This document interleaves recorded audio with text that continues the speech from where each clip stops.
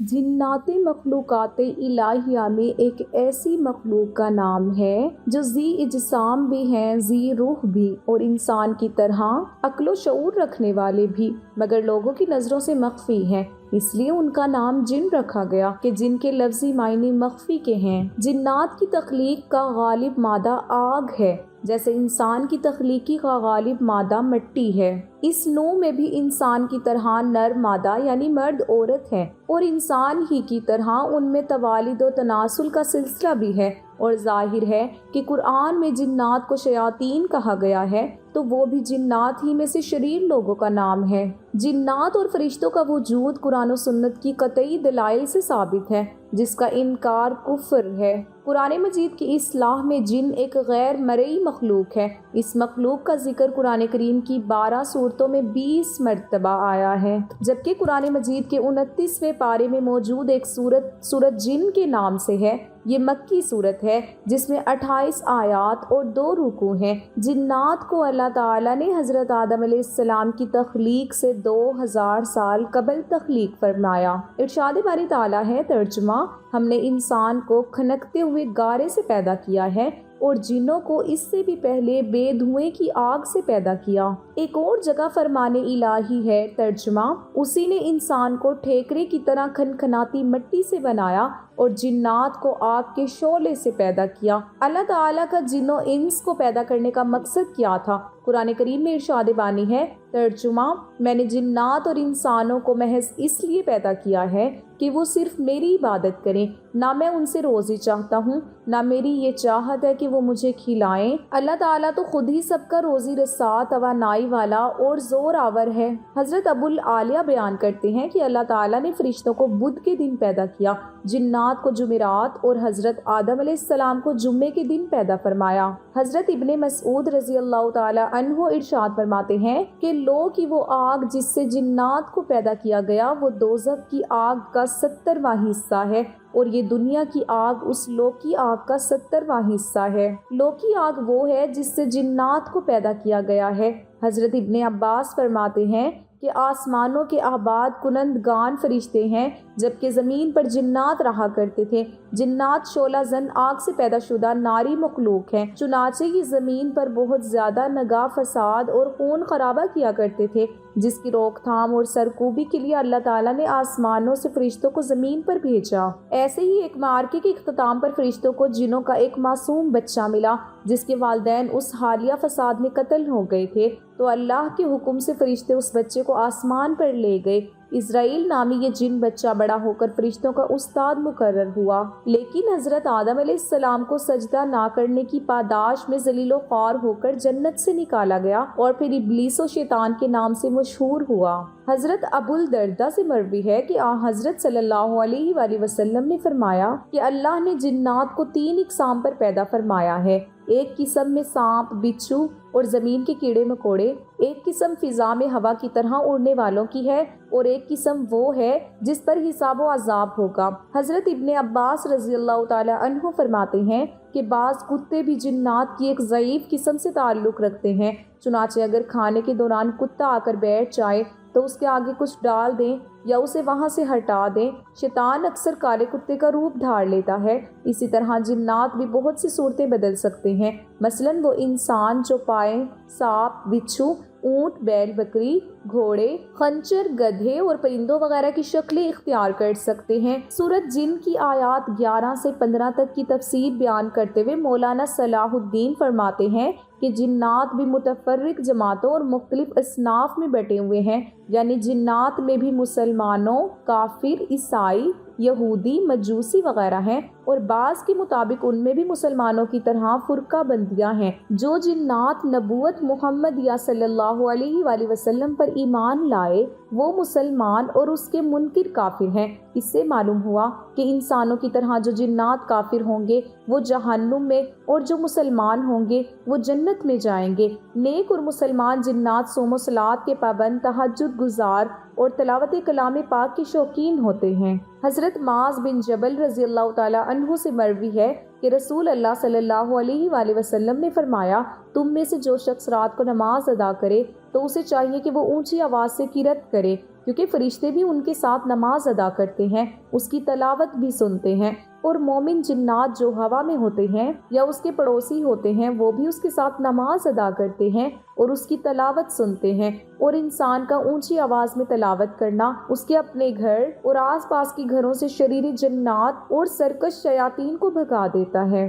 حضرت ابن عمر النہار فرماتے ہیں کہ میں ایک دن فجر سے پہلے حضرت حسن بصری کی مجلس میں شرکت کے لیے گیا تو دیکھا مسجد کا دروازہ بند ہے، ایک شخص دعا مانگ رہا ہے اور پوری جماعت اس کی دعا پر آمین کہہ رہی ہے۔ چنانچہ میں باہر بیٹھ گیا حتیٰ کہ مؤذن آیا، اس نے آذان دی اور مسجد کا دروازہ کھولا۔ میں اندر داخل ہوا تو دیکھا کہ وہاں حضرت حسن بصری اکیلے تشریف فرما رہی ہیں، ان کا رخ قبلے کی جانب ہے۔ میں نے عرض کیا کہ میں فجر ہونے سے پہلے آیا تھا، اس وقت آپ دعا کر رہے تھے اور لوگ آمین کہہ رہے تھے، لیکن جب میں اندر آیا تو آپ کے علاوہ کسی کو نہیں دیکھا۔ تو انہوں نے فرمایا یہ اہل نصیبین کے جنات تھے جو شب جمعہ ختم قرآن میں میرے پاس آتے ہیں، پھر شرکت کے بعد واپس چلے جاتے ہیں۔ سورۃ رحمان کی آیت 56 میں حوروں سے متعلق ارشاد باری تعالیٰ ہے کہ نہ تو ان سے کسی انسان نے قربت کی ہوگی اور نہ ہی کسی جن نے۔ اس آیت سے یہ بات واضح ہو گئی کہ جنات بھی ازدواجی تعلق قائم کرتے ہیں۔ حضرت قنادہ بیان کرتے ہیں کہ جنات کی اولاد ایسے ہی پیدا ہوتی ہے جیسے انسانوں کی، لیکن جنات کی افزائش نسل بہت تیز ہوتی ہے اور ان کی اولاد کثرت سے ہوتی ہے۔ حضرت عبداللہ بن عمر فرماتے ہیں کہ اللہ تعالیٰ نے انسانوں اور جنات کو 10 حصوں میں تقسیم فرمایا ہے، ان میں سے 9 حصے جنات ہیں اور 1 حصہ انسان۔ جب انسان کا ایک بچہ پیدا ہوتا ہے تو جن کے 9 بچے پیدا ہوتے ہیں۔ روایت ہے کہ ایک عورت کے ساتھ بیک وقت ایک شیطان جبکہ ایک مرد کے ساتھ 10 شیاطین لگے رہتے ہیں جو اسے ہر وقت بہکاتے رہتے ہیں۔ یوں ہم سمجھ سکتے ہیں کہ مرد ہو پچکاری کیسے۔ صحیح بخاری کی حدیث نمبر 5165 میں روایت ہے کہ رسول اللہ صلی اللہ علیہ وآلہ وسلم نے فرمایا جو انسان ہم بستری سے پہلے دعا نہیں پڑھتا، اے اللہ مجھے شیطان سے دور رکھ اور شیطان کو اس سے دور رکھ جو تو ہمیں عطا کرے، تو شیطان بھی اس کی ہم بستری میں شامل ہوتا ہے۔ یہ بات بہت سی روایات اور سلف صالحین کے اقوال اور بہت سے واقعات سے یہ بات بھی ثابت شدہ ہے کہ جنات انسانوں سے ہم بستری کر سکتے ہیں اور انسان کی جن سے بھی اولاد پیدا ہو سکتی ہے۔ فتاوی محمودیہ، بنوریہ، یوسفیہ اور دارالعمون ذکریہ میں ہے کہ اگر کوئی کسی شادی شدہ عورت سے ہم بستری کرے تو اگر عورت کو انزال ہو گیا ہے تو غسل واجب ہوگا، اگر انزال نہیں ہوا تو غسل واجب نہیں ہوگا، اور جنات کے ذریعے حمل واقع ہونا ممکن ہے، لیکن اگر کوئی عورت اس بات کا دعویٰ کرے تو اس کی بات نہیں مانی جائے گی، ورنہ دنیا میں فتنہ برپا ہوگا اور ہر گناہگار عورت یعنی زانی عورت کہے گی کہ اس سے جن نے جمع کیا ہے۔ حضرت امام جعفر صادق سے کسی نے پوچھا کہ جنات انسانی جسم پر قابض ہو کر اس سے تعلق قائم کر سکتا ہے تو آپ نے فرمایا ہاں بالکل، جنات کو اللہ پاک نے وہ طاقت دے رکھی ہے۔ حضرت علقمہ رحمۃ اللہ فرماتے ہیں کہ میں نے حضرت ابن مسعود رضی اللہ تعالی عنہ سے عرض کیا کیا آپ میں سے کوئی لیلۃ الجن میں رسول اللہ صلی اللہ علیہ وآلہ وسلم کے ساتھ تھا؟ فرمایا نہیں، لیکن ہم نے ایک رات آپ صلی اللہ علیہ وآلہ وسلم کو مکہ میں نہ پایا تو ہمیں یہ خیال ہوا کہ کہیں خدا نہ خواستہ اچانک کفار کے نرغے میں نہ آ گئے ہوں، نہ جانے آپ صلی اللہ علیہ وآلہ وسلم کے ساتھ کیا بیتی۔ مسلمانوں نے یہ رات بڑے اضطراب و بے چینی میں گزاری۔ جب صبح صادق ہوئی تو ہم نے دیکھا کہ آپ صلی اللہ علیہ وآلہ وسلم غار ہرا کی جانب تشریف لا رہے ہیں۔ صحابہ رضی اللہ تعالی عنہ نے اپنی فکر و تشویش کا اظہار کیا۔ آپ صلی اللہ علیہ وآلہ وسلم نے فرمایا جنوں کا قاصد مجھے بلانے آیا تو میں اس کے ساتھ چلا گیا اور انہیں قرآن پڑھ کر سنایا، پھر آپ صلی اللہ علیہ وآلہ وسلم نے ہمیں ساتھ لیا اور ان کے آثار اور ان کی آگ کے نشانات دکھائے۔ جنات نے آپ صلی اللہ علیہ وآلہ وسلم سے توشہ سفر مانگا کیونکہ وہ جنات کسی جزیرے کے باسی تھے۔ آپ صلی اللہ علیہ وآلہ وسلم نے فرمایا ہر ہڈی جس پر اللہ کا نام لیا جائے گا تمہارے ہاتھ پہنچ کر پہلے سے زیادہ گوشت والی بن جائے گی، اور یہ ہڈیاں جنات کی خوراک ہوں گی، اور ہر قسم کی لید تمہارے چوپایوں کا چارہ ہے۔ پھر حضور صلی اللہ علیہ وآلہ وسلم نے فرمایا ان دونوں چیزوں سے استنجا نہ کرو کیونکہ یہ دونوں چیزیں تمہارے بھائی جنوں کی خوراک ہیں۔ حضرت ابو ہریرہ رضی اللہ تعالی عنہ سے روایت ہے کہ حضرت صلی اللہ علیہ وآلہ وسلم نے فرمایا میرے پاس شہر نصیبین کے جن آئے تھے، وہ کیسے اچھے جن تھے، انہوں نے مجھ سے آزاد راہ کی خواہش کی تو میں نے ان کے لیے اللہ سے دعا کی کہ جس ہڈی یا گوبر سے ان کا گزر ہو تو اس پر وہ کھانا پکائیں گے۔ مولانا مفتی محمد شفیع رحمۃ اللہ علیہ سورۃ جن کی تفسیر میں اس سورت کی شان و نزول بیان کرتے ہوئے 4 اہم واقعات کا ذکر فرماتے ہیں۔ واقعہ اول، رسول اللہ صلی اللہ علیہ وآلہ وسلم کی بحث سے پہلے شیاطین آسمان تک پہنچ کر فرشتوں کی باتیں سنتے تھے۔ آپ صلی اللہ علیہ وآلہ وسلم کی بحثیت کے بعد انہیں شہاب ثاقب کے ذریعے سننے سے روک دیا گیا، اور اسی حادثے کی تحقیق کے ضمن میں یہ جنات آپ صلی اللہ علیہ وآلہ وسلم تک پہنچے۔ اس واقعے کا ذکر سورۃ الاحقاف میں بیان کیا گیا ہے۔ واقعہ دوم، زمانہ جاہلیت میں عادت تھی کہ جب کسی جنگل یا وادی میں دوران سفر قیام کی نوبت آتی تو اس اعتقاد سے کہ جنات کے سردار ہماری حفاظت کریں گے، یہ الفاظ کہا کرتے تھے۔ ترجمہ: میں اس جنگل کے سردار کی پناہ لیتا ہوں اور اس کی قوم کے بے وقوف شریر لوگوں سے۔ واقعہ سوم، مکہ مکرمہ میں آپ صلی اللہ علیہ وآلہ وسلم کی بد دعا سے قحط پڑا تھا اور کئی سال تک رہا۔ واقعہ چہارم، جب آپ صلی اللہ علیہ وآلہ وسلم نے دعوت اسلام شروع کی تو کفار مخالفین آپ صلی اللہ علیہ وآلہ وسلم کے خلاف ہجوم اور نزغہ ہوا۔ حضرت ابن عباس رضی اللہ تعالی عنہ فرماتے ہیں کہ جنات آسمان کی طرف چڑھتے تھے اور وحی کے کلمات سنتے تھے، پھر ان میں 9 حصے اضافہ کر کے زمین پر پھیلا دیا کرتے تھے۔ رسول اللہ صلی اللہ علیہ وآلہ وسلم کی بحیثیت کے بعد ان شریر جنات کو اس عمل سے روک دیا گیا۔ یہ جب آسمان کی جانب رخ کرتے تو شہاب ثاقب چھوڑ جاتے۔ ان جنات نے اس کا ذکر ابلیس سے کیا تو اس نے کہا کہ ضرور زمین میں کوئی نئی بات ظہور پذیر ہوئی ہے جس کی وجہ سے آسمان دنیا کی سخت ترین حفاظت کی جا رہی ہے۔ چنانچہ یہ طے کیا گیا کہ زمین میں ہر طرف جنات کے وفود پھیلا دیے جائیں تاکہ وہ اس کی تحقیق کریں کہ دنیا میں ایسی کیا چیز وجود میں آئی جس کی بنا پر آسمانوں کی سخت ترین حفاظت کی ضرورت پیش آئی۔ چنانچہ جنات کا ایک وفد تہامہ جہاز کی جانب بھیجا گیا۔ وہ جب مقام نخلا پر پہنچے تو وہاں حضرت صلی اللہ علیہ وآلہ وسلم اپنے صحابہ کرام رضی اللہ تعالی عنہ کے ساتھ صبح کی نماز کی امامت فرما رہے تھے۔ جنات کے اس وفد نے جب قرآن کریم کی تلاوت سنی تو آپس میں قسمیں کھا کر کہنے لگے کہ واللہ یہی وہ کلام ہے جس کی وجہ سے ہمیں آسمانوں پر جانے سے روک دیا گیا ہے۔ جب آپ صلی اللہ علیہ وآلہ وسلم نماز سے فارغ ہوئے تو یہ اسلام کی حقانیت پر یقین و ایمان لا کر اپنی قوم کے پاس واپس گئے اور انہیں واقعہ سناتے ہوئے خبر دی کہ ہم تو مسلمان ہو گئے، تمہیں بھی چاہیے کہ ایمان لے آؤ۔ مگر رسول اللہ صلی اللہ علیہ وآلہ وسلم کو ان جنات کے آنے جانے اور قرآن سن کر ایمان لانے کی خبر نہ ہوئی، یہاں تک کہ سورۃ جن کا نزول ہوا جس میں آپ صلی اللہ علیہ وآلہ وسلم کو اس واقعے کی خبر دی گئی۔ ایک روایت میں ہے کہ جنات شہر نصیبین کے رہنے والے تھے اور ان کی کل تعداد 9 یا 7 تھی۔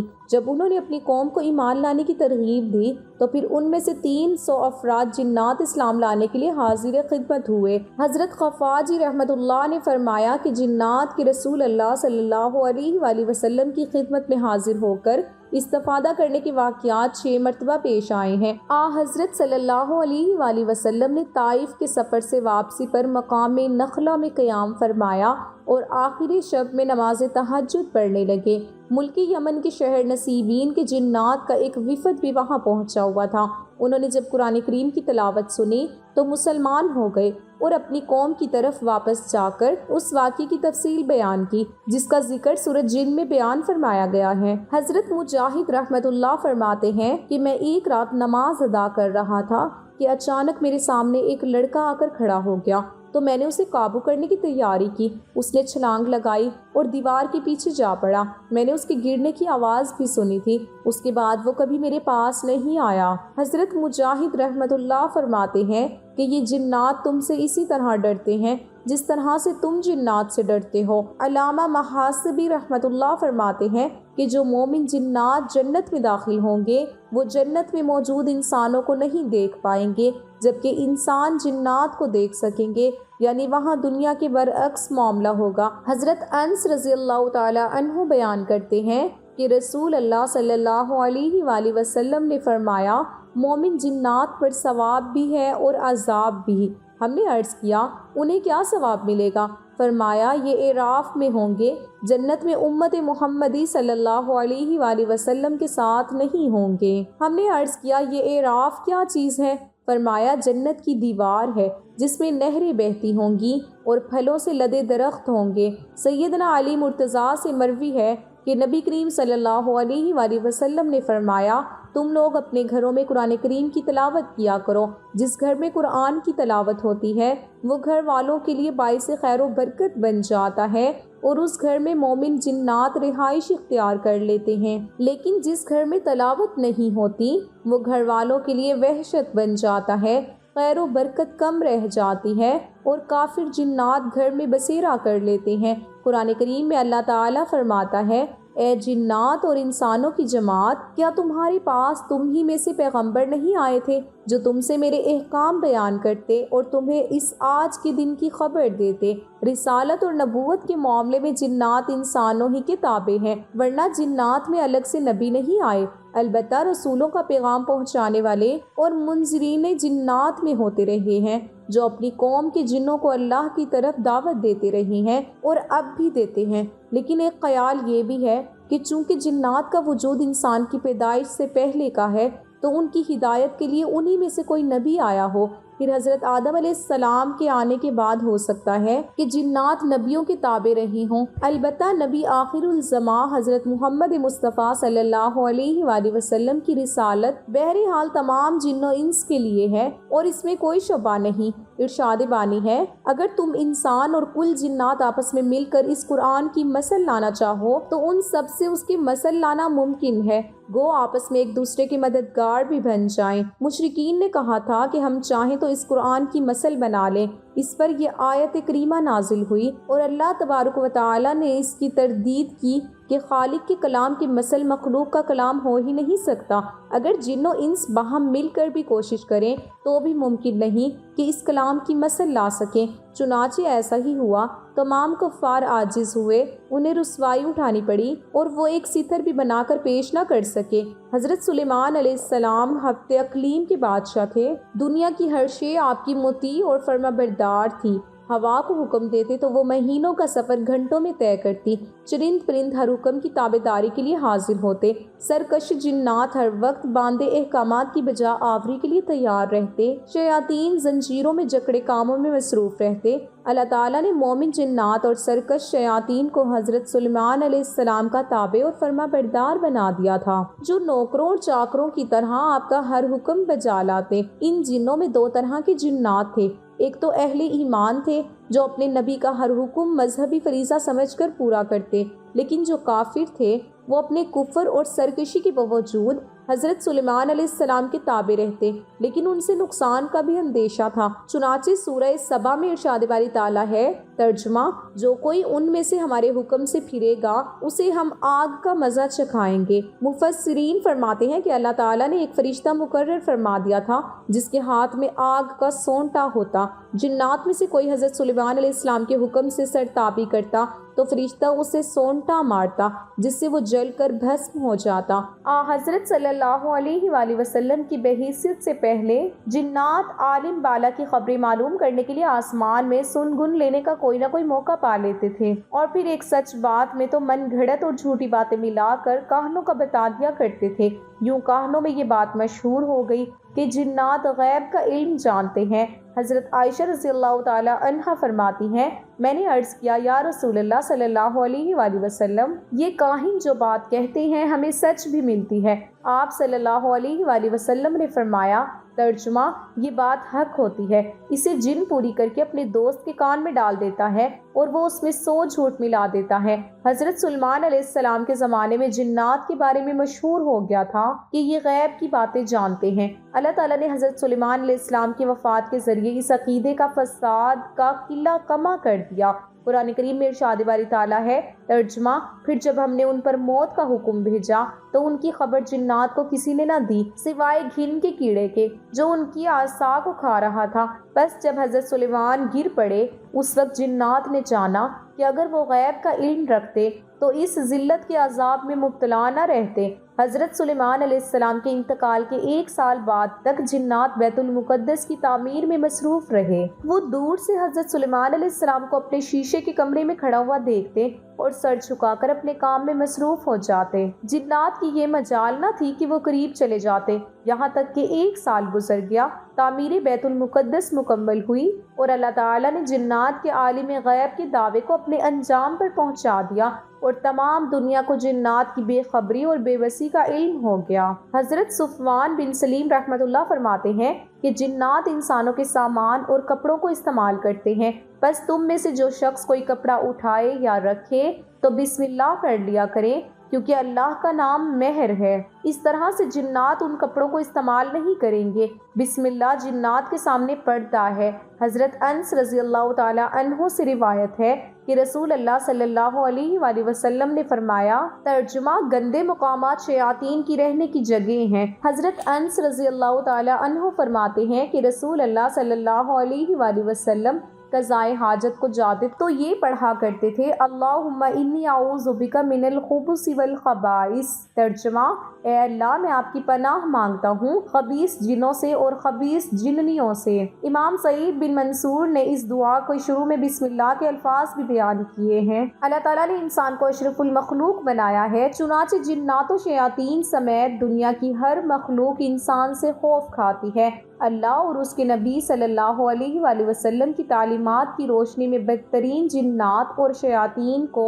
شکست فاش دنیا بہت آسان ہے۔ اللہ اور اس کے نبی صلی اللہ علیہ وآلہ وسلم کی تعلیمات کی روشنی میں بدترین جنات اور شیاطین کو شکست فاش دینا بہت آسان ہے، لیکن اگر جنات کی وجہ سے کچھ لوگوں کو بیماری یا موت لاحق ہو جائے تو یہ خود اپنے اوپر ظلم کرنے کے مترادف ہے، جس میں جیلی پیر فقیر اور سنیاسیوں کا بڑا ہاتھ ہے۔ جنات سے مقابلے کے لیے ذکر الہی دعائیں، اعوذ باللہ من الشیطان الرجیم، استغفار اور سورہ معوذتین کثرت سے پڑھی جائے، لیکن 5 وقت کی نماز ادا کرنا سب سے اہم ہے۔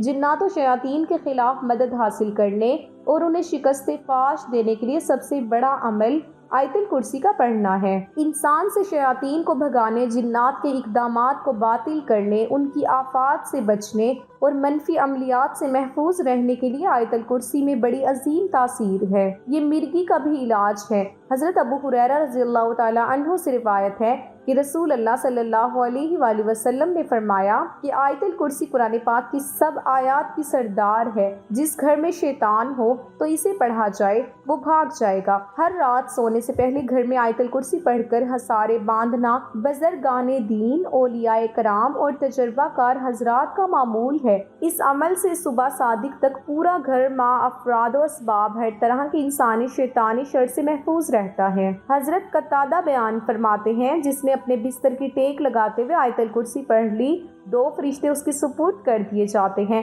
جو صبح تک اس کی حفاظت کرتے ہیں۔ سورۃ الفلق اور سورۃ الناس قرآن کریم کی یہ آخری 2 صورتیں ہر قسم کے شیاطینی عملیات، جادو ٹونے اور نظر بد کا 13 ہدف علاج ہیں۔ حضرت ابو سعد رضی اللہ تعالی عنہ فرماتے ہیں کہ حضرت صلی اللہ علیہ وآلہ وسلم جنات اور انسانوں کی نظر بد سے پناہ مانگتے تھے، یہاں تک کہ جب آخری 2 صورتیں نازل ہو گئی تو آپ صلی اللہ علیہ وآلہ وسلم نے انہیں پڑھنا شروع کر دیا۔